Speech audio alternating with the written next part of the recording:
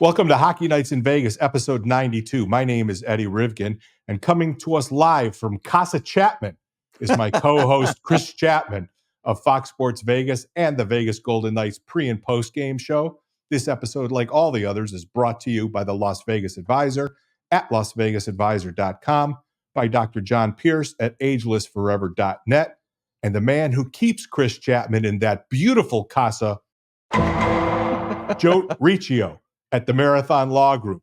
The only way that Chapman can stay in that expansive, massive mansion in the Ridges in Summerlin is because Joe Riccio keeps that man out of jail. So there's that.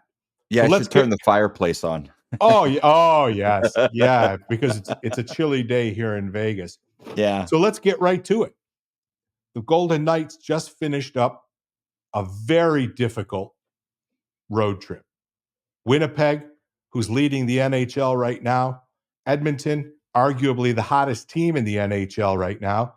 And their first visit to the state of hockey, Minnesota, for a Sunday afternoon match game with the Minnesota Timberwolves. Yeah, that's them, the Timberwolves. Fuck them. The Minnesota Wild. Who cares? Marc-Andre Fleury didn't play. So, Chap, we didn't do the sort of a preview episode setting up these games. We'll have a special episode coming up next with a player interview. But if I would have told you 4 out of 6 points, 3 games in 4 nights after a 5-day layoff, I don't know about you, friendo, but I would say I was pretty happy about that. Yeah, I think, we always talk anytime you go on the road, you want to go 500. So I would have been pretty happy with 3 points. I thought they were far superior to Winnipeg, not Edmonton, far superior to Winnipeg. And, there was a moment in that game where it was late in the third period and they were losing 2-1. And my thought process was, fuck, they're better than the Jets, and they're not going to get any points out of this, which is bullshit. But that's the way it works sometimes. And then they get a little bit of a break. 2 penalties by Winnipeg in the final few minutes. Both penalties, by the way, regardless of the bullshit I saw from Winnipeg Jet fans crying online that Mark Stone dove. No, it was a clear penalty. Like, what are we fucking doing? Come on. You guys you're Canadian. You understand the game. You know that's a penalty. A stick right to the blades. Yeah. So stop the whining. It was a clear penalty. And I think what we're gonna get into in this podcast is how much, we talked about the play of Mark Stone on the power play, but how good is Victor Olofsson? Oh, don't you worry. We're gonna get to, because the subject's gonna be who is Victor Olofsson and where the hell did he come from? So yes. To answer your question, look, 4 out of 6. You don't let the Wild get any points. You get the overtime W in Winnipeg, and you're still 2-1 against the Edmonton Oilers on the season. I think you got to be pretty happy. You got to be really happy. Now, I know Bruce said he wasn't happy with the second period last night. To me, I mean, look, I think that's just a coach, right? Doing his thing. I thought they played well the entire 60 last night. I thought they played well the entire 60 plus overtime against the Jets. And I thought they played okay until the second period against the Edmonton Oilers. So I think when you look at it, 7 out of 9 periods, I would say maybe you're even happy with the third period in Edmonton. So 8 out of 9 periods on the road trip, you're pretty happy with the way things went. So, look, at the end of the day, it's 4 more points in the bank. This team looks like they are going to really be a thorn in the side of everyone else in the Western Conference. I think you look at them as a whole, and I think we're at the point in the season where we start to think, hey, if this team stays healthy, they're going to be playing a lot of hockey come the spring. And, I think this is a really good hockey team. I think they're very well coached. I think there's a lot of areas where they are really good. Are there areas they can improve? Sure. I think the Red Wings teams that was a dynasty. You know, I'm sure that there were moments where Scotty Bowman said, "Yeah, we could be better in this regard." That's what good teams do. They always think they could get better. And Eddie, I mean, you and I, we look at this team and I think, sure, maybe there's some things that we would like to see improve, but there's not a lot. There's not a lot of holes on this team. And I think from coaching down to the equipment guys, they're one of the best teams in the NHL, and they continue to prove it night in, night out. Well, the first thing is that the Winnipeg fans cannot say, "Oh, we didn't even play Connor Hellebuck." So we can get that one out of the way right away. They deserve to win that game against Winnipeg. You know, there used to be this thing where referees don't call penalties in the last 5 minutes. They just let them play it out. But that isn't the case anymore. And against Winnipeg, they committed 2 penalties. But if you think about it, the Golden Knights power play leading into that game had taken quite a turn, you would say, for the worse. They were up above 30%. They were down around the 20s. You add Mark Stone. I believe they're 5 for 5 and a 5-on-3. It seems like they run the same play over and over, and nobody's figured out a way to stop it. But they did what they were supposed to do. They scored a goal, and they won a game that, in my opinion, they absolutely deserve to win. I think the two, if you take it as little 2-game mini series, right? The 2-game mini series against the best team in the NHL right now, the Golden Knights ate their lunch. There's no other way. They outplayed them up and down the ice. Yes, in games with 2 highly competitive teams, there will be ebb and flow. There will be momentum switches. You have to expect that. Even if the Golden Knights played a perfect 60 minutes, there would be ebb and flow.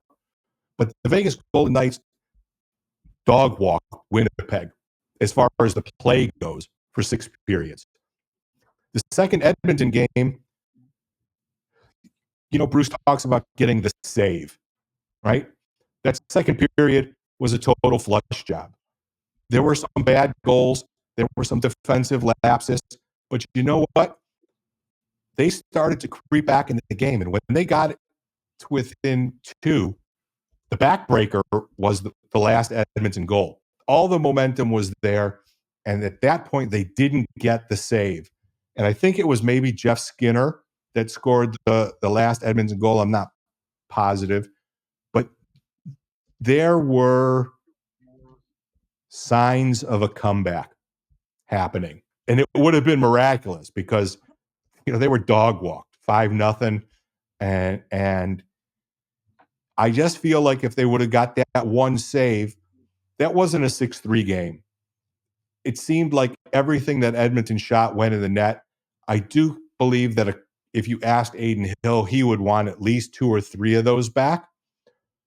But hey, it's hockey. It's 2 highly competitive teams. At the time, they were the 2 hottest teams in the NHL, and Edmonton is still cooking along.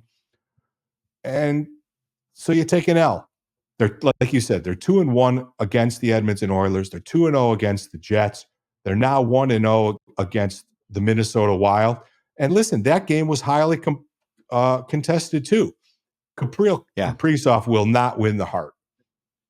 He just won't, because there's still this McDavid and that McKinnon guy. And, you know, there's a pretty good center centering the first line for the Golden Knights as well. But he's a legitimate superstar, bar none. I mean, that kid just fills the net. But you know what? So do the Golden Knights. Victor Olofsson. And that, I mean, that's it. Wait, before we get to Victor Olofsson, I want to talk about Foligno's dirty hit, because that needs to be addressed. It's slew foot. He's a legitimate tough guy, right? There's no need for that bullshit. He literally slew-footed, and it was a WWE takedown. Barbashev left the game. We haven't heard anything yet. Today's an off day, Monday, here in Vegas.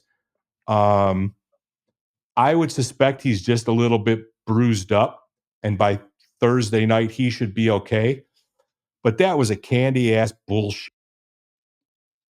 And he's better than that. He's a better player than that, and a better NHLer than that to pull something like that. So, well, yeah, I mean, his dad played in the league, right? So His dad was a tough guy for the Red Wings, friend, for a long time.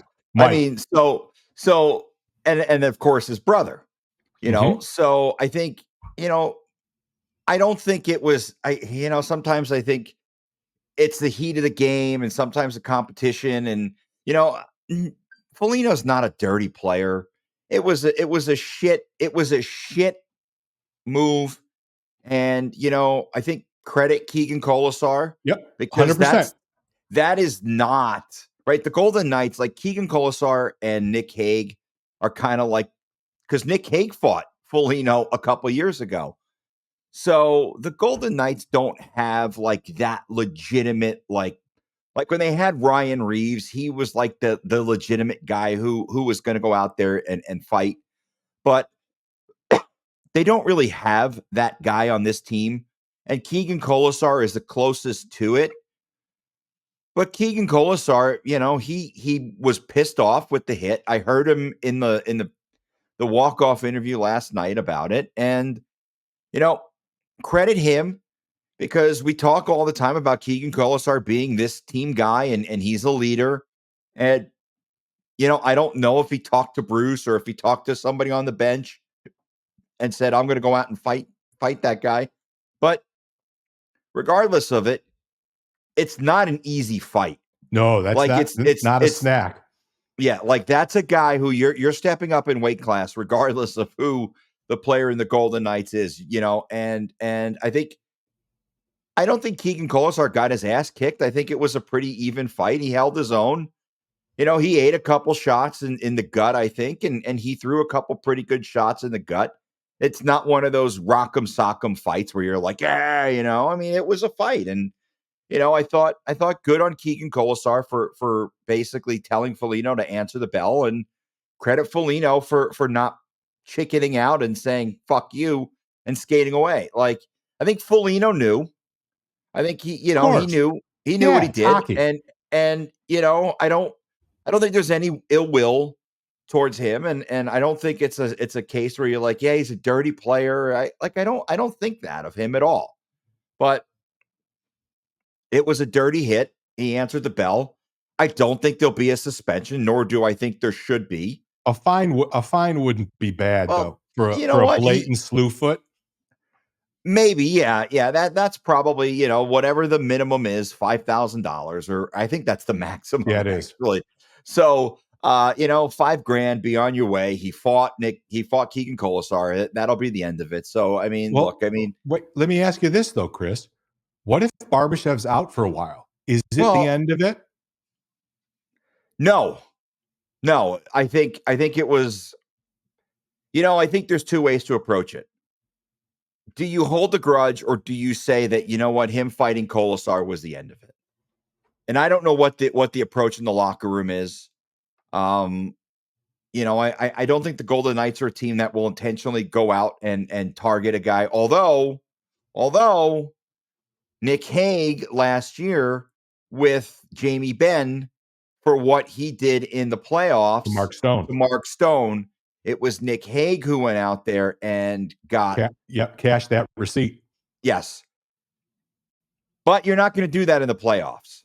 So I think it maybe was just the timing of when it was. If that's in the regular season, I think Nick Hague probably fights Jamie Benn that night, and that's the end of that. So I don't know. I don't think they'll hold on to the receipt. I think they're the type of organization that will say, you know what, he answered for it. He paid a fine if that's the case. I mean, hopefully Barbashev isn't out. It didn't seem like Bruce was too concerned last night, but you know what? You got to see what happens. Yep. You fly back to Vegas. You get evaluated today. You see the medical staff. You see what's sore, what hurts. Hopefully, because look, Ivan Barbashev right now, you take last night out, he's a point a game guy. 30 points in 30 games. Last night was 31. So let's get to the hot topic. Let's get to the hot topic. Who the hell is Victor Olofsson, and how did Kelly McCrimmon pull him off of the scraps the scrappy. He had 9 goals in 57 games last year for Buffalo. And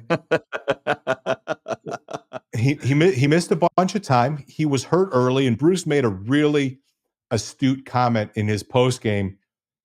You know, he's a little bit fresher than everybody because he doesn't have 30 games under his belt. And we noticed Right. that his first game was a little bit shaky, but you could tell he had a little bit of hop. But his second game, he was incredibly noticeable on the ice. And he's maintained, I mean, I understand. And, the more we talk about, things from Buffalo and people escaping Buffalo and how poor an organization they seem to be, to the point where their owner is meeting with the team in Montreal right now. But look at Jack Eichel, escape from Buffalo. Yeah. Victor Olofsson, escape. It should be a Kurt Russell movie, right? There was Escape from New York and Escape from Well, Los Angeles. Buffalo's in New York, so Yeah, I guess. But holy Christ, man, they got him for pennies. They knew he could play with Jack Eichel because he had some success, but with Barbashev potentially being on the shelf, with Dorofeyev cooling off a little bit, hasn't had a goal in 8 games, hasn't seen the sheet in nearly that many. I thought he got a point last night. No, I don't think so, but I'm not positive. He hasn't scored a goal in 8 games. yeah, That's since the November key part. 27th. Since November 27th, he So doesn't he's have a 0 for point. December. But what do you want to call it, a pleasant surprise, or do you want to say that Olofsson is giving them exactly 100% what they thought that he would bring when he got to Vegas? By the way, he did have an assist last night, so He did. he is back on the score sheet. But yeah, it's been a while for him since he's scored a goal. November 27th was, by the way, that's my mother's birthday. So Happy maybe, birthday, Linda. yeah, maybe a little delayed Yeah. celebration there, but yeah, no, for him. So Oh. so he gets the bump from my mom's birthday. I don't know why he does, but so I don't necessarily know if it's a surprise, because I think he's a guy who had scored in the league before, and he's a guy who had played with Jack Eichel. And I think a lot of times with Buffalo, and the strangest thing, my one of my partners on the VGK Insider show, Ryan Wallace, his wife is from Buffalo. So by virtue of marriage, he watches the Sabres, he roots for the Buffalo Bills. And the weird thing is that the same owners, the Pagula family, Kim and Terry, and Kim apparently is not doing very well health-wise. But the family, and they have a daughter who is one of the top 5 tennis players on the planet. So they've done That's a their lot. daughter? Yes, yeah. Oh, Jess Pagula, yeah. I did not know Yeah. that. Yeah, she's a star player, but she's dealt with some personal issues because of the health of the mother. But the point I'm getting at is, this is a family that has a lot of success in sports, because the Buffalo Bills, I think, are a legit Super Bowl contender. Obviously, the daughter Jessica is a tremendous athlete. The Sabres, for whatever reason, are they're just like stepping in dog shit. And there's something to it, because Linus Olmark was in Buffalo. He leaves. He's had a ton of success away from the Sabres. Jack Eichel, Sam Reinhart. There's obviously other players who have been with that organization and have left and now have found success in other places. Kyle Okposo won the Stanley Cup playing 9 games for the Florida Panthers. Listen, I mean, I guess that counts to a point, but it's more the younger guys, the Reinhardts. That's the thing. Yes, yeah. William Carrier was a Buffalo Sabre. So, but the point I'm making is, I think it's one of those franchises where there's so much bad karma associated with them. I mean, you could go back to the 90s, the Brett Hull goal in the Stanley Cup final. Yeah. Even then, they had some amazing players. They had Dominic fucking Hasek. So there's just so much bad karma associated. I feel bad for the fans there. I know a lot of people from Buffalo, and they just want one. It's like me with my New York Jets. Just give me one. I don't need a dynasty. Just give me one thing to cheer about, and I can die happy. Are you saying one Stanley Cup or one playoff appearance for your? Well, at the rate it's going, they might just want one Stanley Cup because they're not making it this year. No. And I think like their drought is 14 years. Yeah, this will be 14. And for the New York Jets, it's confirmed they will miss the playoffs. I think it's 14 years for them as well. So, close is not good enough in any professional sports franchise. Yep. And so but we've gone too deep into that. Yes. So, Let's get back to who is Victor but Olofsson. Victor Olofsson is a guy who you bring him in to do one thing and one thing only. He's only on like $1.50, I think, salary. Yeah. But you bring him in to do that one thing. And listen, so far, when in the lineup, he has done that one thing. Was it 7 goals in 10 games for him? So, I mean, and 6 on the power play, I think. 5 or 6 on the power. I think between 6 of them. Between him and Hurdle. Right? Yeah, I think one of his last night, the second goal was the 5-on-5 goal for him. They weren't on the power play for that. So, it's just he's a guy who understands his job, and this organization understands how to find guys to go out, and we want you to be a role player, but this is your role. And they do an excellent job of finding that guy, getting him to buy in to listen, this is your role. But for Victor Olofsson, he's got the greatest role in the world. Score fucking goals. Like that's all we're paying you for. Get We don't fed give a by shit. Jack Eichel. We don't give a shit about your back check. We don't care about your defense. Get out there and put the puck in the net because we're going to put you in positions where we have guys who can cover your ass if you're not getting back.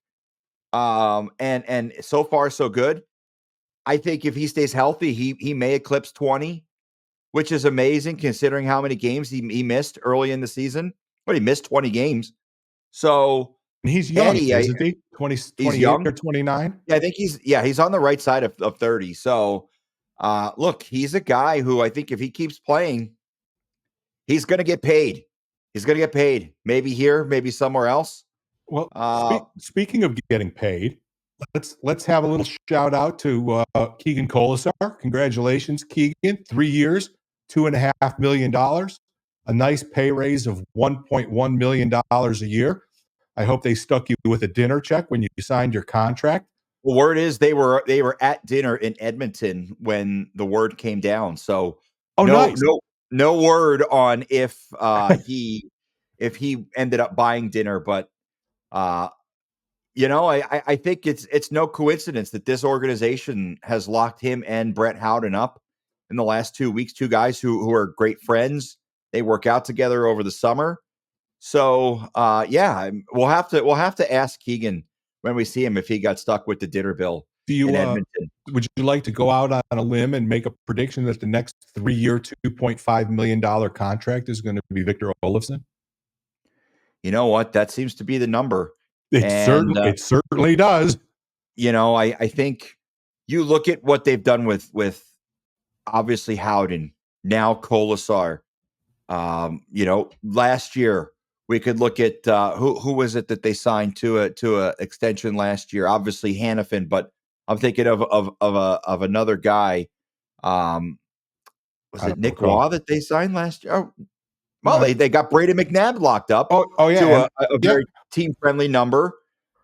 His third extension with this organization, so he likely is going to end his career here, which is awesome because he's The ultimate team guy. Well, he's the only guy. Well, Derek England's still with the organization, but in a different capacity, obviously. Right. But he was one of those guys that when they had the expansion draft, they brought him out on stage to talk to the fans, and we got as the media, we got to hang out with him and Derek England and Jason Garrison and Flower at the whatever the name of the souvenir shop is at T-Mobile Arena the day after the expansion draft. That was pretty awesome. So Armory, Arsenal, one of them, I don't know. One of those, Yeah, I don't know which one's at City National. Ah. They have, I know the livery with whatever the hell that is at the Lee's Family Forum. So, but I got nothing. Yeah, Keegan Colasar, one of those guys. Listen, he understands his role. He doesn't play above what they ask him to, and look, he's been rewarded. He's got a Stanley Cup. He's now got a nice contract from the Golden Knights. I mean, he's a guy who I don't think we really.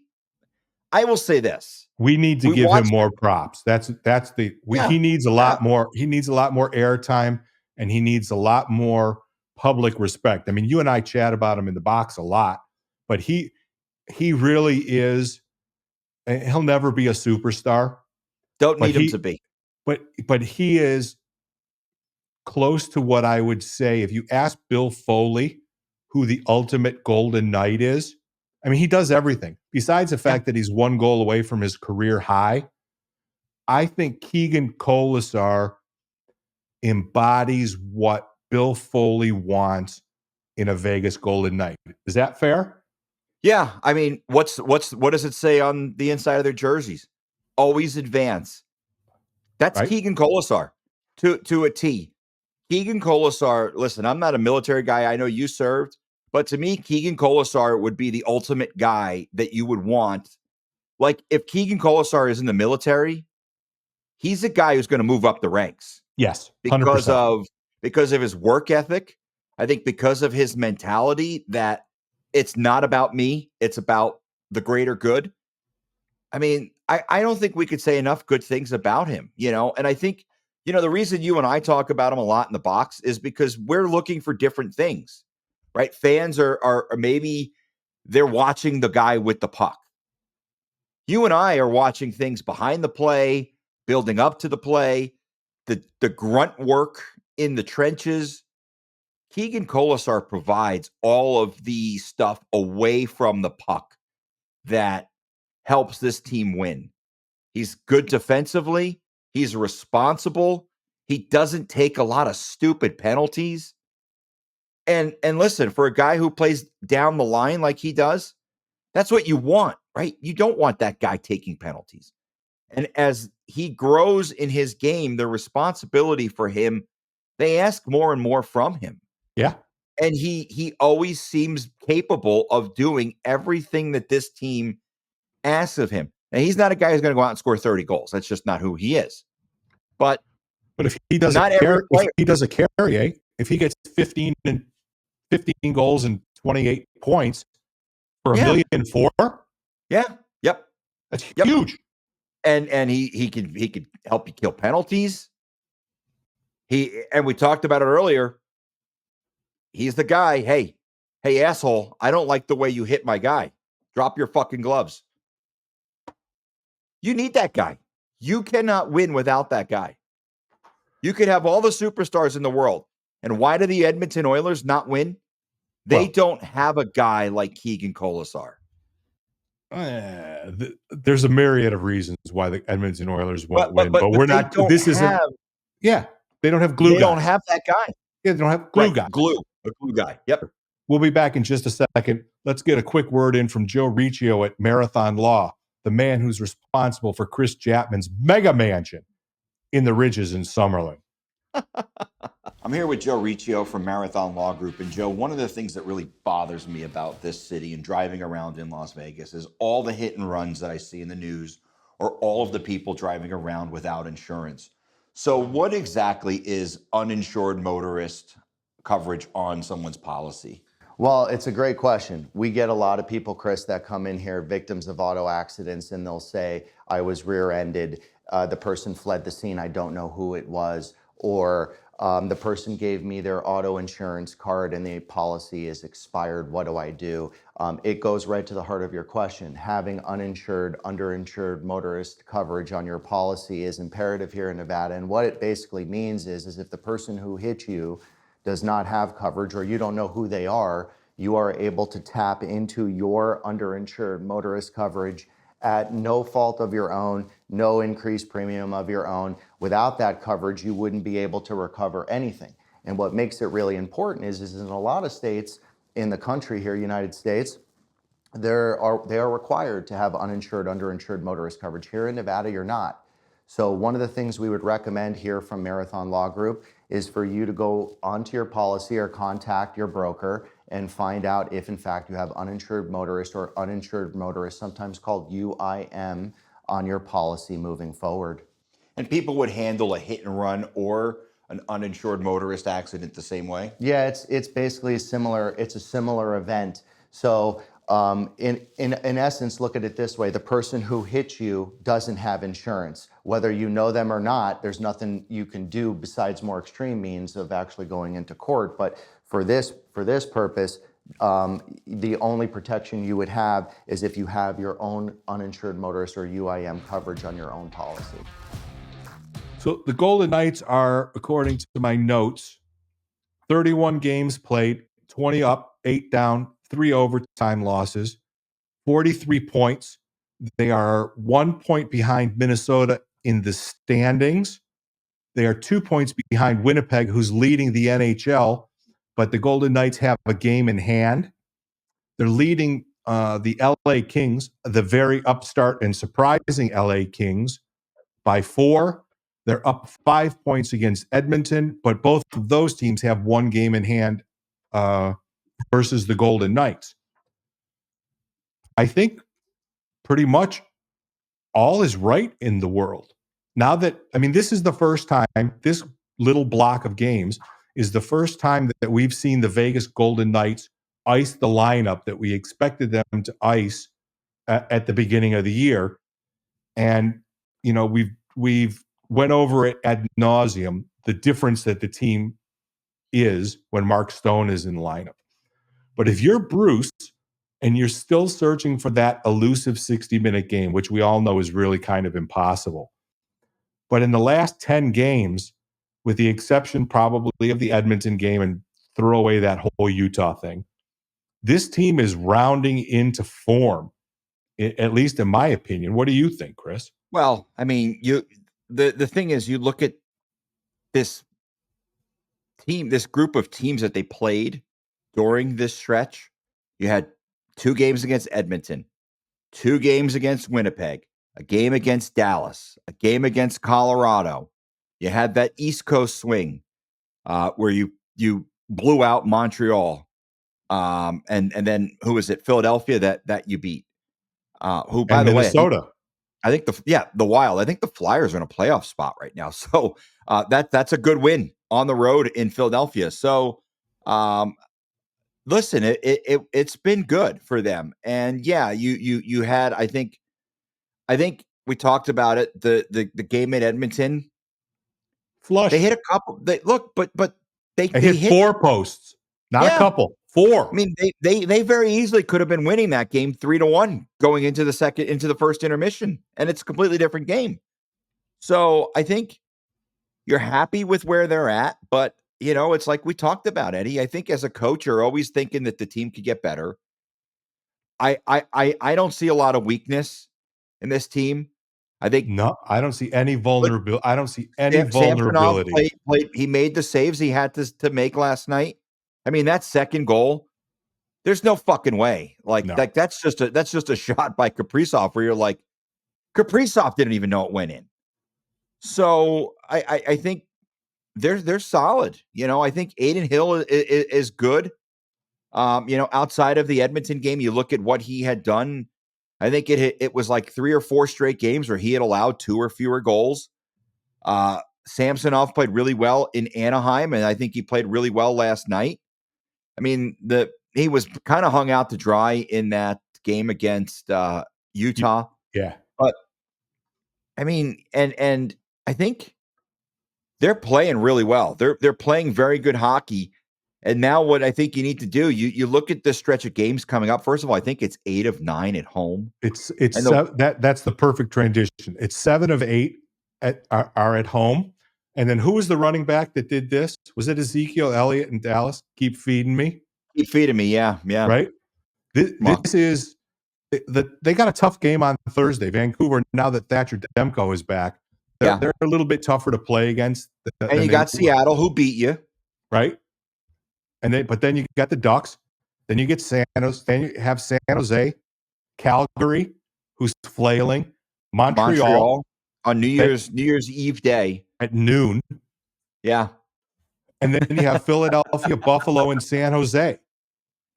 Only one of those away. I mean, this, they just passed through a real gauntlet, like you detailed, right? That was murderer's row, that last 8 or 9 games. Yeah, it was a really tough stretch. And they navigated the waters pretty cleanly. Yeah. And they had 5 days off, and there wasn't that much of a rustiness in the comeback game. They get today off. They'll probably practice tomorrow and Wednesday before Vancouver gets in. But if you look at 7 of 8 at home going into and just after the New Year's, they're like, it could be like the Pac-Man.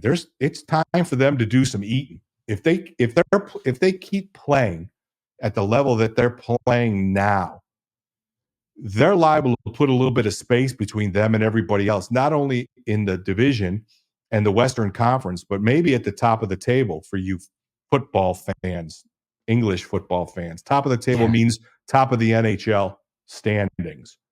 So what do you think? There's a lot of awfully winnable games, and there's games where the Golden Knights probably need to make a statement like that, specifically Seattle. Yeah, that's kind of the game that I look at. Like, look, you know what? They're not going to go 8-0 in this stretch, right? It's just reality. You're going to have an off night, and there's going to be a team that will come in here that will maybe outplay you. Maybe it's Vancouver, or maybe it's Calgary, or Philadelphia. I mean, that's to be expected. Look, John Tortorella's teams play really good against Golden Knights. It's just the way it is. So I think if you get through this and you come away with, what did you say, 7 of 8 at home? So call 8 games. 14 is not unreasonable. No, I mean, but I think an expectation should be, listen, you're looking at 16 potential points. You have 11 or 12 out of those possible 16. That's pretty fucking good. In fact, that's really good. That's a nice Christmas dinner. Yeah, I mean, I think Vancouver game with Demko, they're a good team. They're well coached, very well coached. Yeah. Rick Tocchet is one of those guys who just, his teams play well, no matter who the opponent is. Do you know that Rick Tocchet was an inch away from the Vegas Golden Knights coaching position? I had heard that he lives here in Vegas. Okay. And I had heard that there had been some contact, but you want me to tell the story? Yeah, I mean, if you know it, I do know. If you know it, yeah, well, tell me. Yeah, I want to know. I do know. My very good friend and former co-host of the podcast, Joe Payne, was basically a professional poker player, and he was at a World Series poker event and was at a table, or ended up chatting with Rick Tocchet, where Rick Tocchet told him that he was thinking he was going to get the job. Wow. And Joe told him, he said, listen, I do a podcast, and Tocchet, he don't give a fuck. Right. Yeah, and they were just talking hockey, and Rick Tocchet thought, we had, Joe and I had a scoop when that conversation happened, that they thought Tocchet was going to get the job. Rick Tocchet thought he was going to get the job. Now, was this after Pete? I knew you were going to ask me that, and I got to tell you, I don't remember. It must have been after after Pete and before Bruce. Yeah, Or interesting. I would have to. I just remember, our good friend Joe who passed away. It's in an earlier episode where Joe couldn't wait. He called me up on the phone. He says, "Dude, I ran into Rick Tocchet. Thinks he might get the coaching gig." And we thought we had like the scoop of the year. Yeah. And then I can't remember if they pulled the trigger on Pete or if it was in that one little week span after Pete before Bruce. I'll have to check. But yeah, I mean, listen, the cool thing is that, we know that Rick Tocchet he likes it here. He likes Vegas a lot. He's a good Vegas loyal visitor. So, I mean, he's a really good coach, and I think this team would have had a lot of success if he had been hired. And he was really good with the shitty Arizona franchise.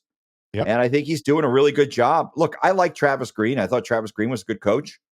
Rick Tocchet, I think, is a better coach. Upgrade for sure. And I think that he's doing a really good job. The Canucks, it's amazing. He comes in. This is a franchise I feel like had underachieved for a long time. And they bring him in, and they're a playoff team. They gave Edmonton all that they could handle last year. Maybe should have won the series against the Oilers.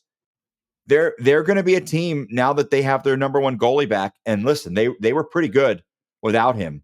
They got good goalie play. Shelovs is pretty good, and I'm blanking on the other kid's name. Could be anybody. Yeah, but I think it's a situation where you've got some games coming up for the Golden Knights where you look at those and you're like, you know what, they're winnable, but they're liable to lay a stinker too. But the thing that we've learned is they don't lay two stinkers in a row. No. In fact, they respond quite well to a stinker.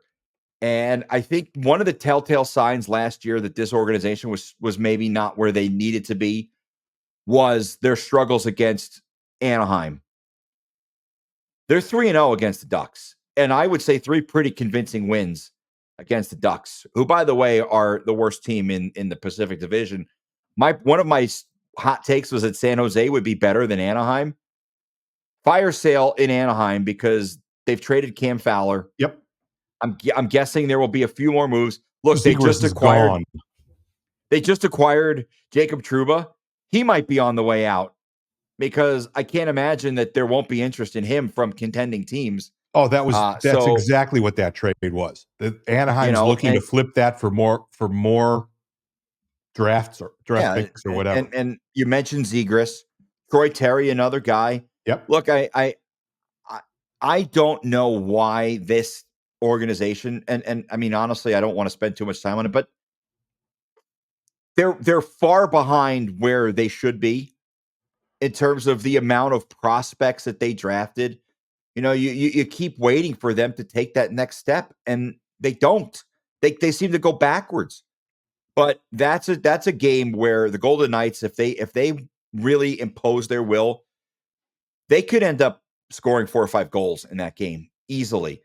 So I think there's definitely some games. You mentioned Calgary flailing, not a good organization either. They're struggling as an organization, so they're not in a good spot. Seattle, they will forever be in Vegas's shadow. And remember all the talk. Oh, well, they're doing it the right way. And, they're drafting all these good young players. Matty Beniers has never really panned out. He had that great rookie season. You look at him and now he's into the junior slump. Yeah. Because he hasn't ever gotten back to that level. So they're not doing it the right way. Let's do some predictions. But before we do some predictions, let's get a quick word in from Dr. John Pierce at Ageless Forever.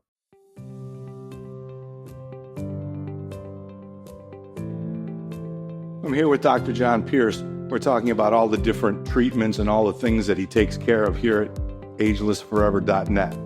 The big thing men are seeing mostly on television these days is low T. Dr. Pierce is going to tell you the compelling reason why testosterone therapy treatment here at Ageless Forever is significantly better. Doc? We do testosterone therapy with a little more nuance. The guidelines kind of suggest that if your testosterone level is above 300, that you shouldn't get testosterone therapy. And I got a lot of men that come to me that are miserable. They have a lot of symptoms of low testosterone and their level's just a little bit above 300, and we treat them and they feel amazingly better. Their quality of life is better, their home life is better, their work life is better. So, that's the kind of thing that I'm looking to do, is improve people's lives. Come on down, we can test you, and then we can talk about the different options. I've been on it now for probably pretty close to a year. I didn't realize how bad I felt until I started feeling good. I don't know if that resonates with everybody, but I'm a man of 60. And when Doc said, let's look at your testosterone, and it was a frighteningly bad number, he simply said, I can fix it. I feel so much stronger physically.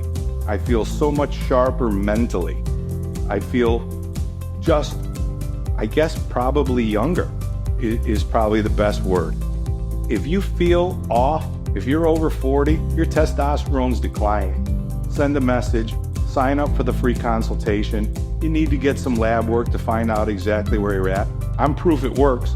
You owe it to yourself and your significant other to be the best you. www.agelessforever.net. Send a message, take the consultation, be better.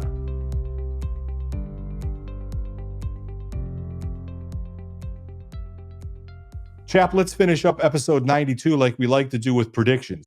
We've talked a little bit about the 8-game stretch, but let's make it more manageable bites.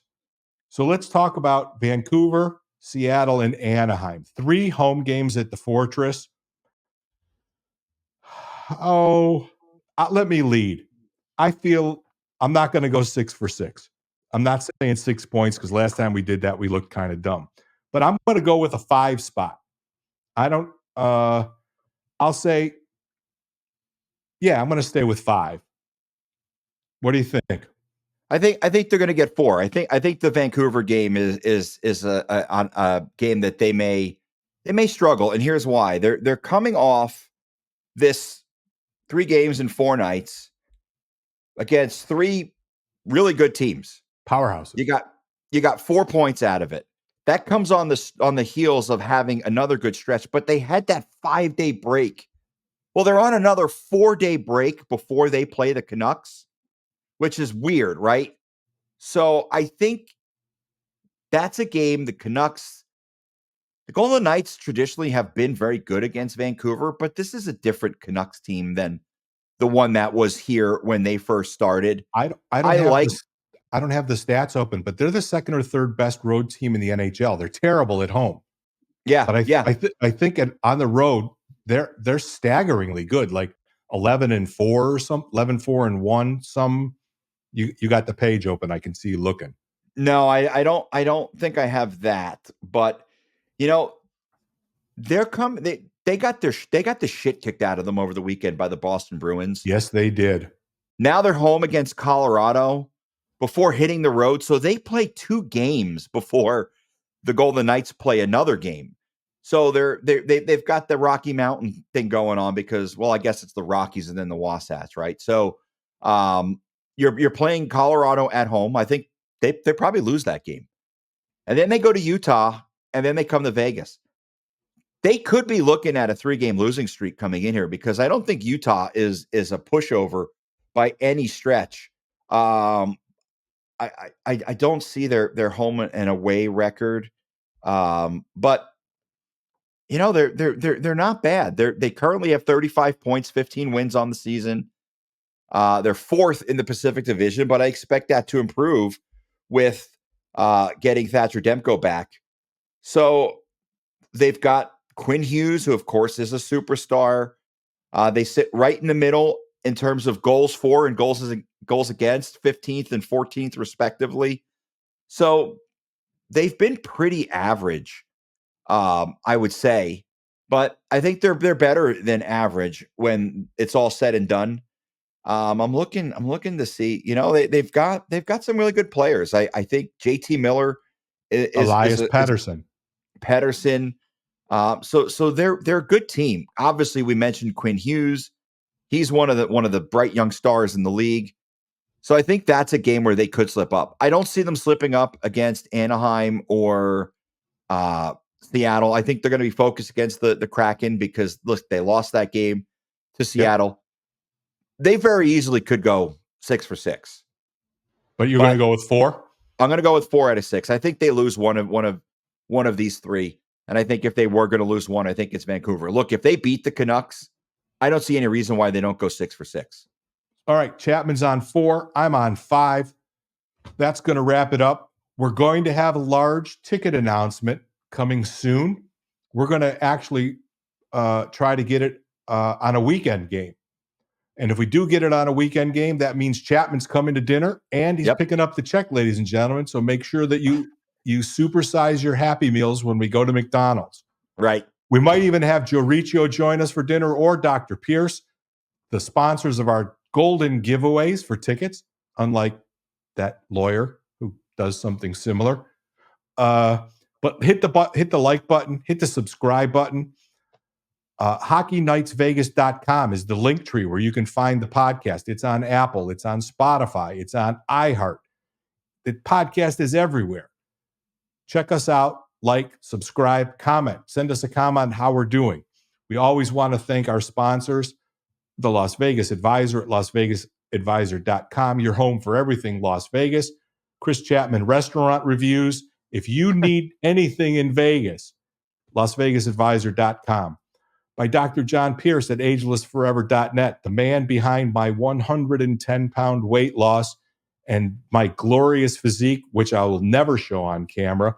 But if you want to be the best you can be, make the call. Call Dr. Pierce's office. The first consultation is free. Put yourself on the road to being the best you. And by the best law firm in Las Vegas, the Marathon Law Group, Joe Riccio, the man who keeps Chapman in his lavish lifestyle. Make sure that no women can sue him for strange illicit affairs.